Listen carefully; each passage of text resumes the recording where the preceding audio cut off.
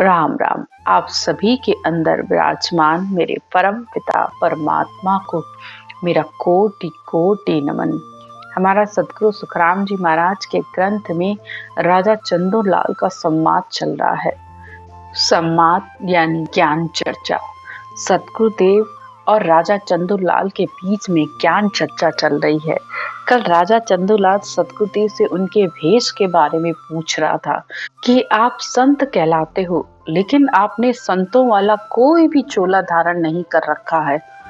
इस पर सदगुरुदेव उसे संतों के चोले का असल आध्यात्मिक अर्थ बताते हुए उससे कहते हैं कि असल चोला क्या होता है उसके बारे में उसे बता रहे हैं कि मैंने क्षमा रूपी कफनी पहन रखी है, ज्ञान रूपी मैंने गुदड़ी ओढ़ रखी है और दया का मैंने अजब चोला अपने गले में धारण कर रखा है और अपने सारे अशुभ विचारों को छोड़ रखा है।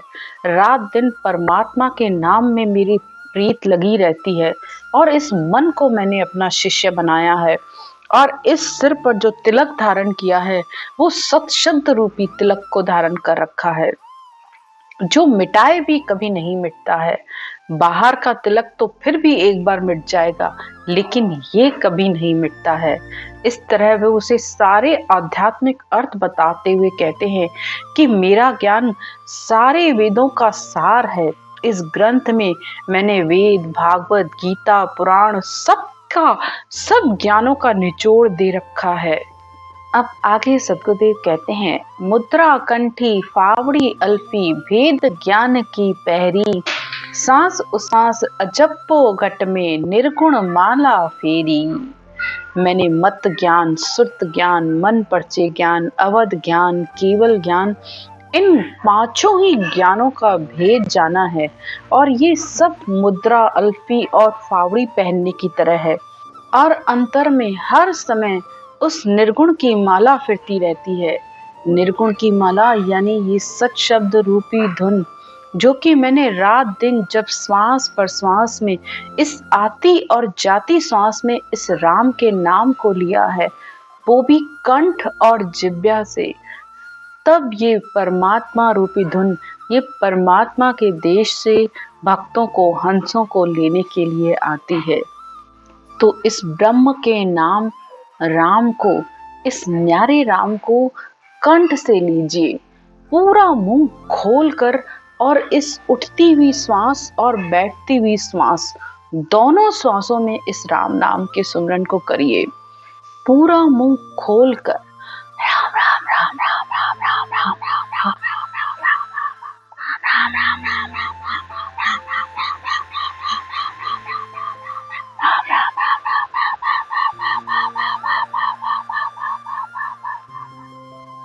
एक 10 मिनट बैठकर पूरा जब आप मुंह खोलकर इस रटना को करेंगे तो ये शब्द धुन इस कंठ कमल पर आकर जागृत होगी और फिर धीरे धीरे एक एक कंठ, एक एक चक्र का ध्यान करते हुए, 12 ही चक्रों का ध्यान करते हुए मुंह खोल कर रटना कीजिए तो वो शब्द धुन आकर इस कंठ कमल पर आकर जागृत हो जाए और फिर ये शब्द आगे आगे चलता है और आत्मा इसके पीछे पीछे चलती है तो आपके सारे चक्र धीरे धीरे अपने आप खुलते जाएंगे।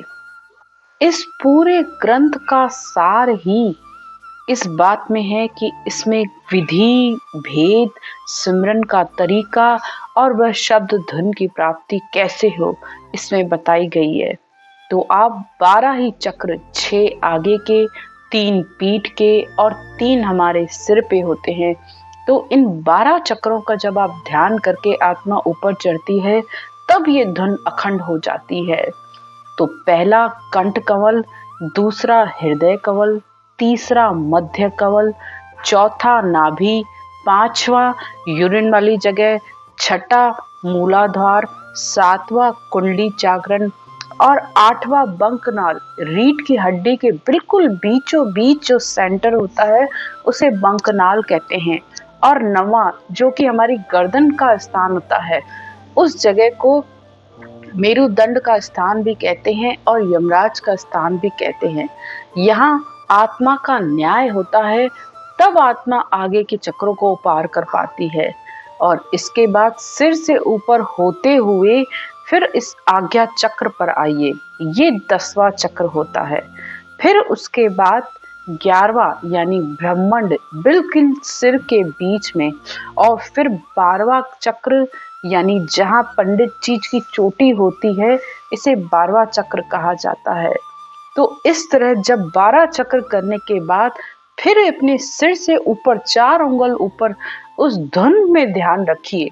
जब तक आपको धुन नहीं समझ में आ रही है तब तक अपने मन को इस आती और जाती श्वास में लगाए रखिए। लेकिन जब शब्द धुन जागृत हो जाए तो मुख से रटना करिए और अपना ध्यान इस धुन में रखिए। तो ये सिमरन करने की विधि है, सिमरन करने का तरीका है।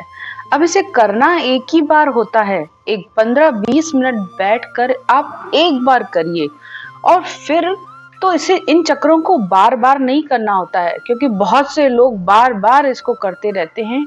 तो इनको बार बार नहीं करना है। बस जब तक शब्द धुन की जागृति नहीं हो रही है तब तक बस इस आती और जाती श्वास को देखते हुए अपना मन इस श्वास में लगाए रखिए। तो ये मन इधर उधर ना भटके, और अपने मुख से रटना करिए। और अगर मन नहीं लग रहा है, बहुत ज्यादा दिक्कत हो रही है, तो आंखें खोल के रटना करिए। वो शब्द धीरे धीरे अपना काम करता रहता है अंदर, उसको आने में मात्र 10 से 15 मिनट लगते हैं। भले आपको इसकी जानकारी नहीं है, लेकिन वो जागृत उतनी ही देर में हो जाता है। और जैसे जैसे आप आगे बढ़ेंगे तो आपको उसका अनुभव होने लगेगा। सतगुरुदेव कहते हैं, धीरज धरण लंगोटी जरना आड़ बंद मत मेरी, आधे बीण तात सब नाड़ी रागा अनंत घेरी। तो धीरज यानी पृथ्वी के समान मैंने धीरज धारण कर रखा है, सहनशीलता रूपी मैंने लंगोटी लगा रखी है, और शब्द ज्ञान के अलावा मेरी बुद्धि कहीं दूसरी ओर मैं जाने ही नहीं देता हूँ। यानी ये जो अखंड धुन हर समय बज रही है, हर समय मेरा ध्यान इस धुन में लगा रहता है। और ये जो पूरा शरीर है वे वीणा की तरह मैंने बना रखा है, और इसके अंदर जो अनंत रागें उठ रही हैं, ये जो तार हैं वो वीणा के तार की तरह हैं। जैसे ही सुमरन करता हूँ तो इसमें से अनंत नाद, अनंत ही रागें उठती रहती हैं, और बिना किए ही ये अनहद की रागें मैं सुनता रहता हूँ। तो इस तरह सतगुरुदेव अपने पूरे भेष का वर्णन कर रहे हैं। आगे कहते हैं, गगन मंडल में मंडी हमारी त्रिकुटी सेवा पूजा, सत का शब्द ज्योत के आगे और देव नहीं दूजा। सतगुरुदेव कहते हैं कि गगन मंडल में यानी इस ब्रह्मांड से भी ऊपर केवल पद में मैं उस शब्द धुन का अनुभव कर रहा हूँ। और त्रिकुटी में जब शब्द आता है तो अनेक तरीके के नाद और ध्वनियां होने लगती हैं। तो ये त्रिकुटी में पूजा करना है, और उस सत्य शब्द का निराकार रूप में उस ज्योत से भी आगे में उस शब्द धुन के दर्शन कर रहा हूँ। तो यानी कहने का मतलब वो शब्द धुन ज्योत लोक से भी आगे है, उसका अखंड उस धुन का दीदार करना ही उसकी पूजा करना है। और त्रिकुटी में ही तीनों देवों का वास है, ब्रह्मा विष्णु महेश। तीनों देवों की पूजा अर्चना एक साथ हो जाती है। तो यही देवताओं का ध्यान करना है और उनकी पूजा अर्चना करना है। इड़ा पेंगला करे आरती अनहद जालर भाजे, चितमन सुरत हजूरी चाकर गिगन शब्द धुन गाजे। और त्रिकुटी में जब शब्द का अनुभव होता है और श्वास और प्रश्वास में यानी ईड़ा और पिंगला में जब इस राम के नाम को लेता हूँ तो ये उनकी आरती करना है। ईड़ा यानी हमारी बाएं तरफ की और पिंगला यानी राइट साइड की श्वास दोनों गोल माला की तरह घूमती रहती हैं। ये उसकी शब्द धुन की आरती करना है। और बिना किए ही जो आवाज आ रही है वो अनहद की जालर की तरह है, और चित्त मन सुरत हर समय इसकी चाकरी करते रहते हैं। यानी ये मन और चित्त हर समय इस धुन में लगे रहते हैं और इसमें ध्यान उनका लगा रहता है। अब ये मन भी इधर उधर नहीं जाता है। और गगन में इस शब्द धुन का अखंड ध्यान हो रहा है, यानी ये धुन अखंड रूप से बज रही है।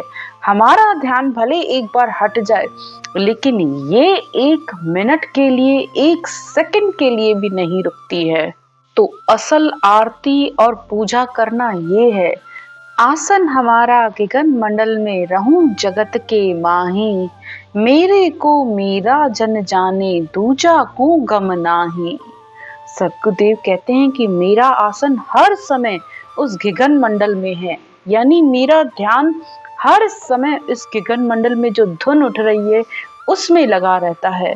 दूजा को गम नाही, लेकिन जो इस साधना मार्ग पर नहीं चल रहा है, जो इस धुन को नहीं समझ पा रहा है, तो वो इसकी जानकारी नहीं कर सकता।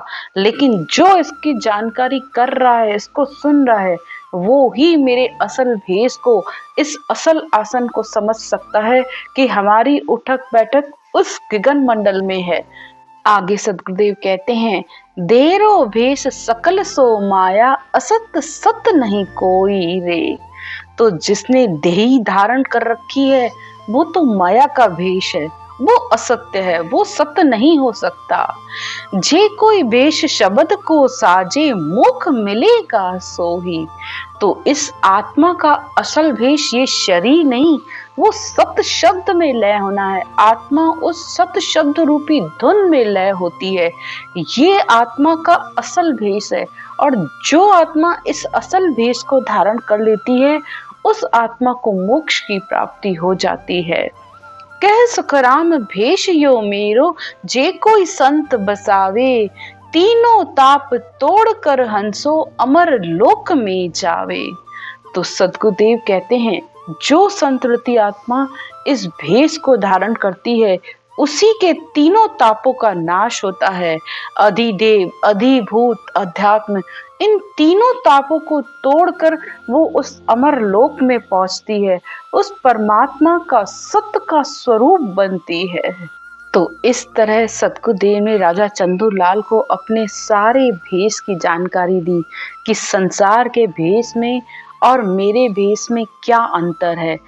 तो बाहर का भेष तो फिर भी माया का भेष है, एक दिन छूट जाएगा, लेकिन असल भेष इस आत्मा को पहनाना है, वो भी सत शब्द रूपी धुन का संग करने के बाद आत्मा इस असल भेष को धारण कर पाती है।